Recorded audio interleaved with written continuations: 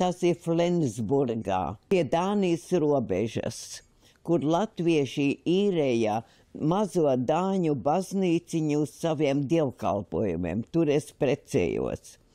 Man nebija, teiksim, līgavas tērps.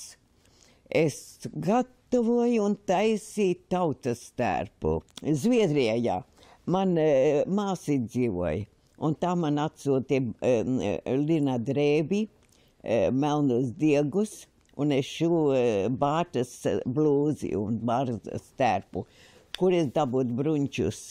Viens aizkars, ko mums dalījā, tā vecas drēbes, ziniet, deva.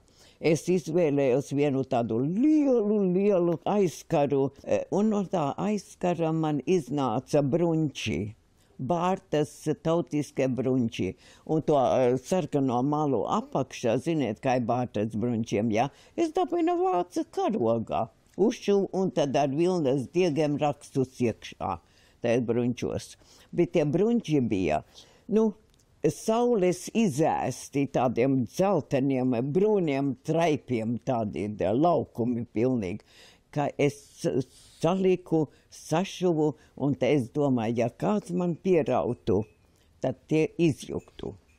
Un es ar tādām bailēm gāju pie altārā ar vīru, lai kāds man neparauj neparveido kādu faltīti vai kaut ko bruņčos, ka tā es palikšu biksīties.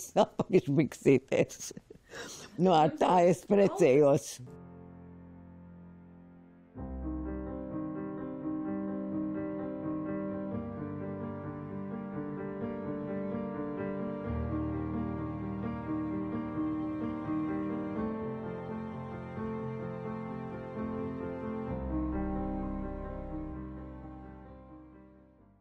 Man jau tagad bērni pārmet, mamma, kāpēc tu mums nestāstīji, bet viņi jau nevar saprast, ka es nedrīkstēju stāstīt, ka es baidījos, es pat ģimenē baidījos tā.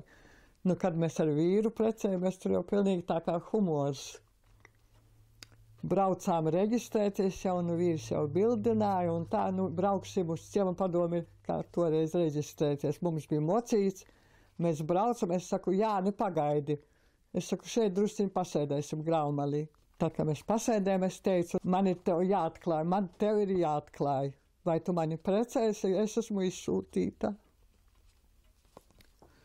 Tad Jānis pateica, kā tu vari šitā runāt? Man taču ir pilnīgi vienalga, vai tu esi izsūtītā vai neizsūtītā. Tad jau man varat iedomāties, cik es augsti viņu vērtēju.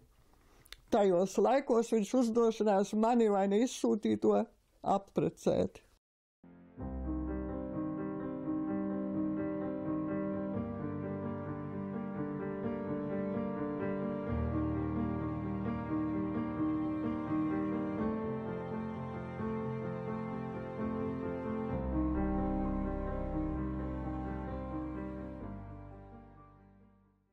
Un tad, kad jau mēs taisījāmies uz māju braukt, tad mamma rakstīja Emma, vai tu nevarētu atrast kādu kaktiņu, kur palikt, jo mums nebija absolūti, kur palikt. Un tad Emma uzrakstīja mammai, nebrauc mājās, tu tur esi iedzīvojusies, šeit ir kolhoz, un kolhozos maksā par sakūšiem kāpostiem.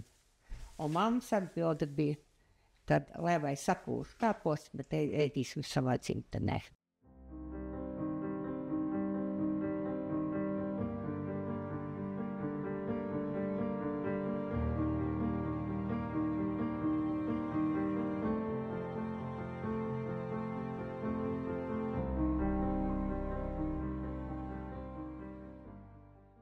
Te es varu pastāstīt par to vienu meiteņu Mārīti no Jaunaucas. Viņa man gāja pa priekšu, mēs jau vilcienā tur iepazinamies. Viņu sauca Māra Tomiņa.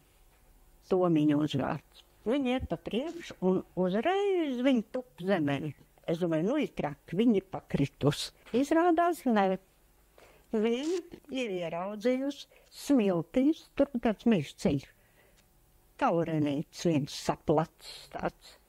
Var taču kāds uzkāpt virsū, viņa saka. Viņa paņem to taurenītu plaukstā un aiznes noliek ceļu malā, lai kāds neuzkāpt virsū. Viņa ar to pauniņu plecos, kur viņai spēka nav 5 grami, viņa glābs to mazo taurenīti. Un es domāju, redz, kāds cilvēks, es savā prātā nodomāju, redz, tā kā saka, ka piliens var parādīt trauku saturu, tā mirklis var parādīt cilvēku. Un es tā nodomāju, ja man kādreiz mūžā būs meita, tad es viņu nosaukšu tavā vārdā Mārīt. Un tā tas ir, man ir meita Māra.